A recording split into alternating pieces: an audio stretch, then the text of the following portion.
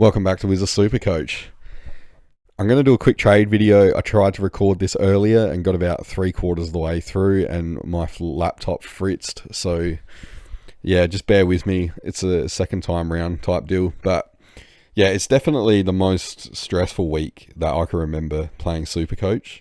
It's carnage for everyone. I'm definitely feeling heat trying to keep this good rank up. As I said in my last video, I've never been in that position before, so there's probably a lot of unnecessary pressure on myself, I should say. But yeah, the other thing is I'm not sold on any of the picks that I'm about to make or any of the trades I'm about to make, and I almost certainly will use a boost. The other thing that's kind of annoying is the people that had the advantage with the good starting side. It feels like we've now had that advantage taken away because of these injuries. We're forced to make the trades, but all this money is freed up for everyone now. And, you know, if you missed out on Cherry, you didn't think he was going to go well, it's now so easy to just go and get him. So, yeah, it's kind of annoying, but I guess it's good that, you know, keep people interested and everyone, you want to see everyone do well if possible. So, yeah, just going to have to find a new advantage, I guess. And that's all right. It's the way the game goes. So don't get me wrong, I'm not complaining or anything. I'm not, because I do realise that I've been lucky to get in this position to start with. But yeah, as I said, just got to try and work out how to keep that now. So we'll start from defence. So Rosie's got to come out. So we'll talk through that one. I'm not going to go through like all the options and stuff, but I'll talk through a couple of them. So it's obviously very popular right now. People are talking about Josh Dacos and Houston. I'm not sold on either of them. I think Dacos is the safer pick. I think though at Houston's price, you got a little bit more wriggle room with scoring. But I think if you're picking him at that price, really, you're looking at him as a keeper. I don't see him as anything else. I don't actually think that they can coexist, and I'll tell you why. I had a look at their scores on DFS, and I noticed something about them. So Dacos went 134 and then 94. Houston went 94 and then 132. They're basically like reversed scores, and it got me thinking, what are they like together usually? So I had a look at last year, and I chucked it on a graph just to make it easier on myself to visualize it. So this looks very, very amateur and shit, I know, but whatever. There's 11 games here, so these ones in red and there's one in green. There's 11 games where either one of them tonned up or both tonned up. The one in green is the one where they both tonned up and Dacos got a 198, Houston got a 103. So I think it's pretty safe to say that was a blue moon game because Dacos isn't usually getting 198s. So for many reasons, it's an anomaly, I think. But the other games here, where only one of them tonned up, you can see a pattern forming. So the first game they had together, Houston goes a 132, Dacos goes at 88. The next week, they're kind of close together, and then Houston goes 103, Dacos goes 91. Then they don't play together for a couple of weeks. Then you've got Dacos going 106, Houston 62, Dacos 113, Houston 79, and it continues. So it seems that neither of them really... it seems that both of them can't go big at the same time. It's one or the other. And I'm pretty confident in this, actually. Now, as I said before, Houston's got more wriggle room because he's cheaper. So if he is hitting a 90 or something, you'd probably take that. But again, is it going to get you where you really want to be? I don't know. Probably not. Dacos, he's the one that scores better on average anyway, but I feel like Houston's going to eat into his score. And then there's the Moore and the Howe thing. They're back this week. There's talk of Howe playing forward. I don't think that'll even last if he does. But yeah, we know that Moore is probably going to eat into it further. So, I mean, even Maynard is scoring pretty well at the moment. Better than he normally does. They can't all do it back there. I can't see Collingwood turning into a team that just plays massive possession in defence. So something's got to give. And I think this for me is the main reason. I'm not going there with either of these two. So anyway, I thought I'd share that.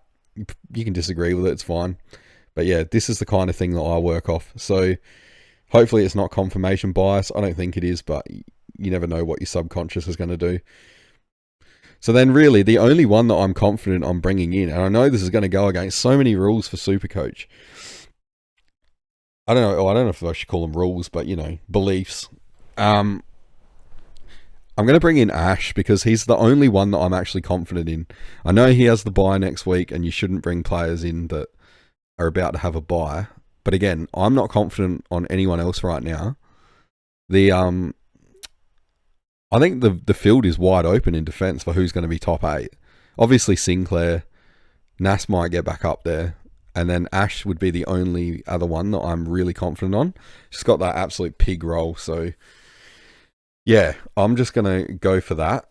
And my backup plan to try and cover that bye is I'm looking at getting McKercher in next week. So we know what he can score like when he's at half back. He's been training with the backs again. Caleb Daniel was training with the forwards. A bit funny actually if Daniel loses his spot down back, because I thought last week was actually one of his better games, and I've been pretty critical of him. It's just funny that he finally has a good one and then they lose, so he gets punted out of there. But anyway, McKercher should go to half back. Now he's got a break even of 120 something, so even if he plays well, he's probably not going to go up in price, or he definitely won't get away from us, that's for sure. So I've got basically a free hit, a free week to look at him. So he would then go to defence and cover Ash in the bye, so I'd be up to 3 primos anyway. This is assuming it all goes well. But I'd trade out Parrish, I think, who should make a little bit of money because he's got a 33 break even. So swing Grill into the midfield, trade in McKercher. And then, yeah, I think it's covered for a week for that buy for Ash. And really, I'm not losing out on money or anything there, really. So, yeah, I think that's fine. I mean, there's not many alternatives in my eyes, not for the long term. But yeah, Ash long term, very confident in him. So now the forward line has to be done. So Petrarca's got to come out. And I'm really not confident on any forward primos either. But I'm going to get one because it's tempting to just piss Parrish off right now. Get like a Cook or someone in for Petrarca and then just upgrade Parrish. Or really any of those midfielders there. But I don't want to. I guess that is an option. But probably the Marshall injury has kind of forced my hand a bit. I'd like another one on the field. So what I'm going to do is I'm going to get Brian Myers, I think. So I was pretty hot on him in the preseason. Now, apart from back on my gut, one of the big things I've been trying to do is back in the research that I do in preseason. So I'll show you this. Some of you might remember it if you watched my forwards pre versus post buy video.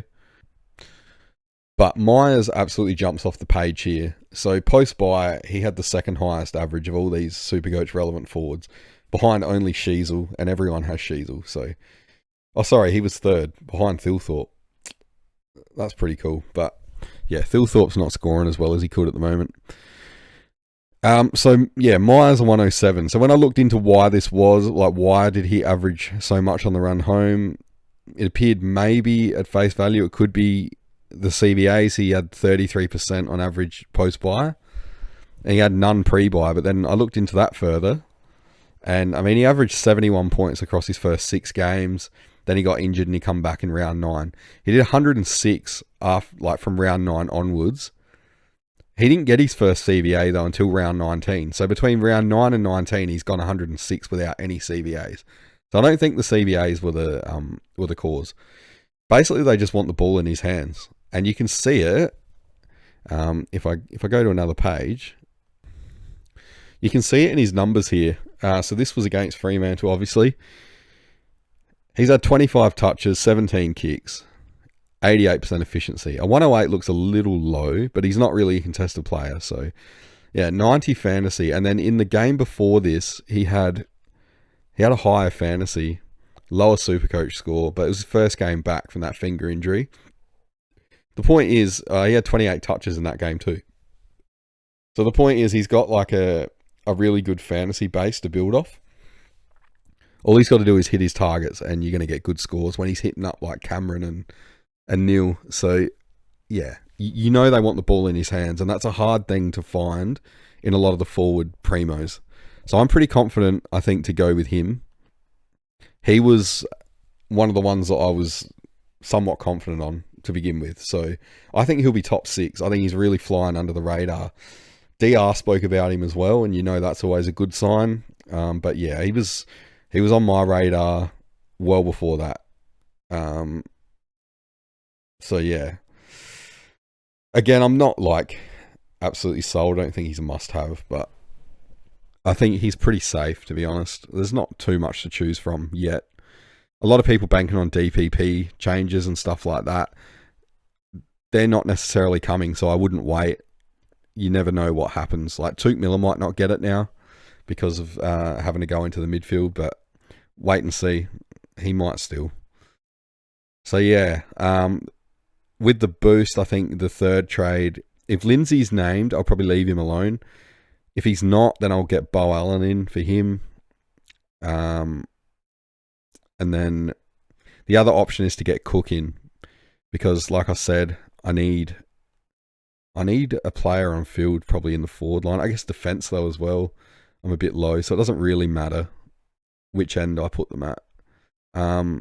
So yeah, if Lindsay's name, it's probably Toby Murray out, I'd say, for Cook. I think Dyson Sharp, he's apparently still a chance to play. I think he'll come good at some point, you know. He's got a pretty shitty break even now, but it's not too hard to reset that. Break even to 15. He just needs one good game and he'll be alright. I think just by watching him, he needs some confidence or something. It'd be hard to get in that shit team, but surely like his job security is pretty good.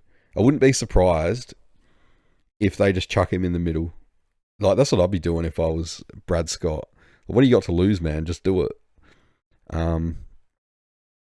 Yeah, so I get Philippou on the field, get Lombard off. That makes me sick seeing that. Lombard's really pissed me off this year. But yeah, I think that's how I'm going into it. I mean, once teams are released and stuff, who knows? I could completely change it around and yeah, I might even end up just like not going Myers, and maybe I do just ditch Sharp straight up and put like a midfield primo in. Holmes is pretty popular. I don't know about that myself, but yeah, I don't know. Bont out with the bye. Watkins is probably good. This is the reason though why I don't really want to go that way, and I'm happy just to get Myers. Next week when Bont is back, I'd have to take one of these rookies off if I was to go down. Not even, I'd have to do it anyway. Yeah, so next week I'll have to take a rookie off to get Bont on. So it's probably Watkins looking at this lot, or Myers. But if I go down the road of getting Cook in for Petrarca and then get another midfield primo, then I'm going to have to take like Myers or Watkins, like the other one, off as well. And with the way the rookies are scoring at the moment, you kind of want those midfield slots open. So I'm not keen to do that. I think it's better to just, just fill up a forward one for now.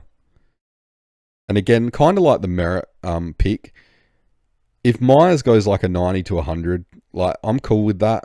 If he goes bigger, then cool. But yeah, it's Cherry, Gorn, Butters. I got these big boys for a reason. They're the ones that are kind of going to do the damage, I hope. So the others just need to be consistent. And I think Myers is. If you look at his run home from last year, let's have a look at it actually. He was pretty consistent.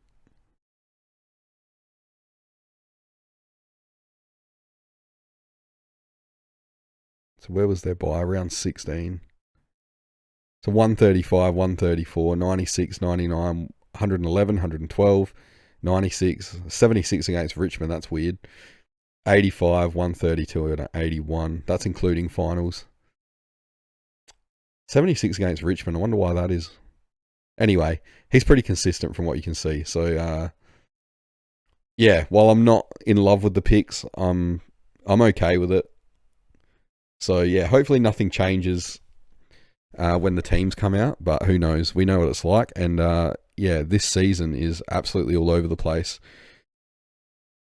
Hopefully Marshall gets back as well, because he's been good. I think if he can just take the field, he's fine for scoring, but he's made of glass, unfortunately. So he's probably going to be one of the first ones to get rid of, I think, when he hits his peak. Might take a little while if he keeps playing the tampon style of, in for one, out for three, or whatever it's called. So yeah, stressful times, stressful for everyone. Let me know in the comments how you're going with it all. And, if anyone's got actually a good theory on what I should be doing with this team, or if you even think like I'm doing something drastically wrong with the trades this week, let me know. But I've looked at it a hell of a lot this week, and this is about the best I could come up with. So, yeah, try not to be too harsh. But anyway, I'll keep it short. It's been 16 minutes. That's long enough. You can all get back to stressing over your own teams. Yeah, good luck for the round. Hopefully team sheets are kind to you, and yeah, no more injury carnage. I will see you, well, I don't know. Yeah, in the next video, whenever that is. So yeah, have a good round.